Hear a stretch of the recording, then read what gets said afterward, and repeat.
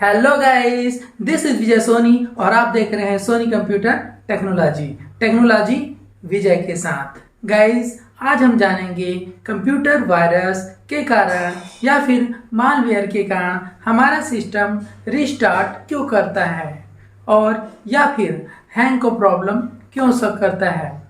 Guys, हो सकता है आपके सिस्टम में वायरस के कारण ब्लू स्क्रीन का आ जाना। इसे जानने के लिए आप अपने सिस्टम को बायोस में लाकर छोड़ दें। मान लीजिए आपका सिस्टम बायोस में आने के बाद भी रीस्टार्ट होता है, तो आपको यह मालूम हो जाएगा कि आपके सिस्टम में हार्डवेयर का प्रॉब्लम है, क्योंकि वायरस जो है आपके बायोस में जल्दी से नहीं पहुंच पाता। अगर बायोस में आपका सिस्टम रीस्टार्ट हो रहा है, इसमें आपका हार्डवेयर का प्रॉब्लम है, तो आप हार्डवेयर का चेक करें। मान लीजिए बायोस में आपका ये प्रॉब्लम नहीं आता है और बाकी आपका सिंपल स्टार्ट कर रहे हैं, ये सिस्टम को बूट कर रहे हैं, उसमें आपका सिस्टम जो है बार बार रीस्टार्ट हो रहा है, तो आप एक बार अपने सिस्टम को फॉर्मेट मार के चेक कर लें। हो सकता है आपका विंडो में वायरस आ गया हो या फिर आपका विंडो करप्ट हो गया हो।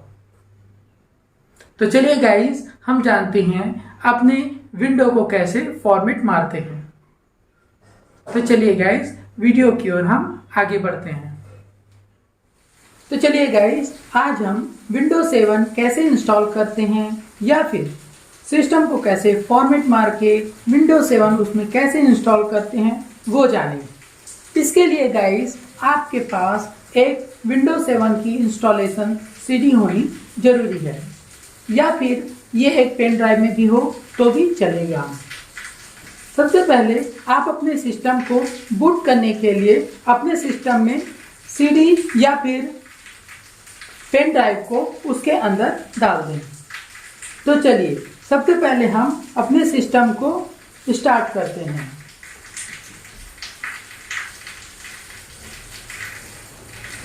आपका सिस्टम स्टार्ट हो जाए तो आप डन बटन के साथ प्रेस करके अपने बायोस को ला सकते हैं। देखिए, हमारा सिस्टम जो डेल पे वर्क करता है, डेल बटन बार बार प्रेस करने पर बायोस पे लाता है। हो सकता है आपके पीसी या फिर लैपटॉप में डेल बटन ना होकर एस्केप की हो, या फिर हो सकता है F1 या F2 की हो, या फिर हो सकता है F8 की हो, F9 की हो, या फिर F10 की, F10 भी हो सकता है। तो अलग अलग पीसी में या फिर अलग अलग लैपटॉप में, सिस्टम में बायोस में जाने के लिए अलग अलग की होते हैं। अब चलिए, अब हम बायोस में आने के बाद में एडवांस बायो फीचर में आते हैं। इस पर आ जाने के बाद आप एंटर करेंगे। एंटर कर लेने के बाद में आप बूट डिवाइस प्रायोरिटी में जाएंगे। यहाँ पे आप प्रेस करेंगे एंटर। इसके बाद में आपका जो फर्स्ट बूट डिवाइस है उसे आप सीडी में रखेंगे और सेकेंड बूट डिवाइस है जो वो हार्ड डिस्क साटा में रहेगा। मान लीजिए आपका ये चेंज हो, आपका फर्स्ट बूट डिवाइस साटा हो, तो आप उसे एंटर करें और उसे सीडी में चेंज कर दें। जैसे कि आपने देखा कैसे चेंज करते हैं। यहाँ पे आपको एंटर करना है, यहाँ पे आपको सीडी में उसे ले आना है। हमारा फर्स्ट बूट डिवाइस पे होगा। इसके बाद में आपको सिस्टम को सेव करना है। आप F10 कीबोर्ड से फंक्शन की F10 बटन प्रेस करके अपने सिस्टम को सेव करके कंटिन्यू कर सकते हैं। यहाँ पे आपका प्रोसेस आगे बढ़ रहा है और आप स्पेस बार के साथ अपने प्रोसेस को आगे बढ़ा सकते हैं। यहाँ पे आप कुछ स्पेस बार की को दबाएंगे। यहाँ पे आप देखेंगे विंडोज 7 का आपके पास सेटअप आ चुका है। यहाँ पे आपको सीधे आगे बढ़ना है। आप नेक्स्ट पर क्लिक करेंगे। इसके बाद आप यहाँ पर अगर आपको सिस्टम को फॉर्मेट मार के इंस्टॉल करना है तो आप सीधे इंस्टॉल पर क्लिक करेंगे। तो यहाँ पर से आप देख सकते हैं ये 86 वाला है जो 32 बिट का है, और यहाँ पे आप देखेंगे 64 बिट, तो ये 64 बिट का है। ये 86 वाला आपका 32 बिट का है। तो आपका अगर प्रोसेसर 32 बिट का है तो आप 86 वाला लेंगे, और अगर आपका प्रोसेसर 64 बिट का है तो आप 64 बिट को लेंगे। तो हम यहाँ पर अल्टीमेट एक्टिवेट 86 को ले लेते हैं। इसके बाद यहाँ पे आप नेक्स्ट करके आगे बढ़ जाएंगे। इसके बाद यहाँ पे आपके पास एक्सेप्ट का टर्म कंडीशन आएगा। यहाँ पे आप इसे एक्सेप्ट करा दें, यहाँ पे आप आगे बढ़ जाएं। इसके बाद में आपको अपग्रेड करने को कहता है या फिर आगे कस्टम एडवांस का मांगता है। तो यहाँ पे हमें कस्टम एडवांस पर क्लिक करना होगा। इसके बाद में आपके सिस्टम में जितने ड्राइव हैं वो यहाँ पे शो करेगा। यहाँ हमारा पार्टीशन 1 है, ये पार्टीशन 2 और ये पार्टीशन 3 है। हमें सी ड्राइव्स को फॉर्मेट मारना है और इसे इंस्टॉल करना है। तो आप इसे सी ड्राइव पर क्लिक करेंगे और यहाँ पर से आपको यहाँ पे आप सी ड्राइव को फॉर्मेट मार दें, ओके कर दें।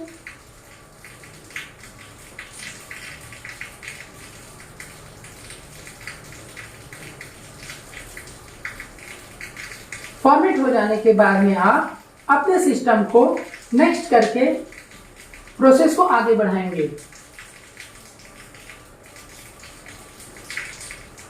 यहां से आपका सिस्टम इंस्टॉलन स्टार्ट हो गया है। दोस्तों थोड़ा समय से इंस्टॉलेशन होने में टाइम लगेगा।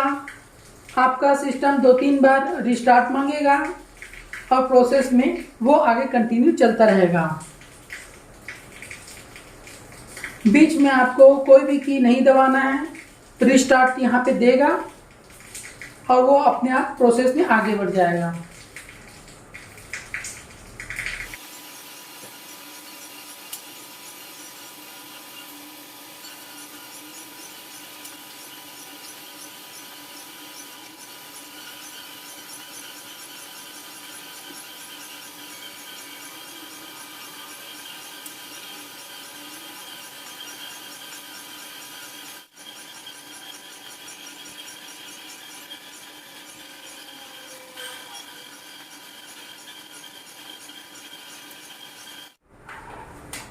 इसके बाद गाइस यहाँ पे आपको अपने पीसी का नाम लिख देना है।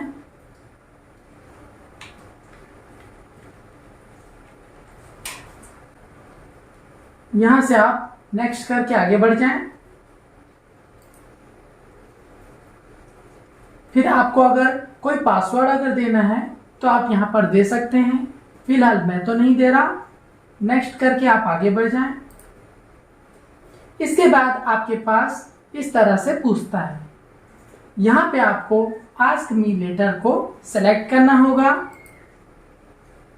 इसके बाद में यहाँ पे आपको अपने कंट्री का कोड देना होगा। हमारा इंडिया है तो हम इंडिया कोलकाता को लेंगे। आप देख पा रहे हैं ये इंडिया कोलकाता मुंबई। आप इसे सेलेक्ट कर लीजिए। इसके बाद में जो करेंट डेट है आप उसे सेलेक्ट कर लेंगे। जैसे आज 23 तारीख है तो आप 23 तारीख को सेलेक्ट कर लेंगे।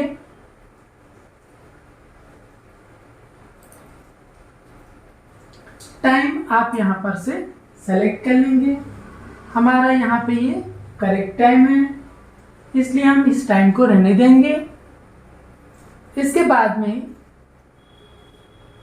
आप यहाँ पर नेक्स्ट बटन दबाकर आगे बढ़ जाएंगे।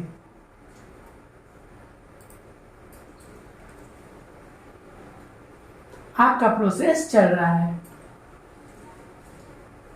इसके बाद में आप अगर इस पर कुछ रखना चाहें तो दे सकते हैं, नहीं तो आप स्किप करके आगे बढ़ सकते हैं।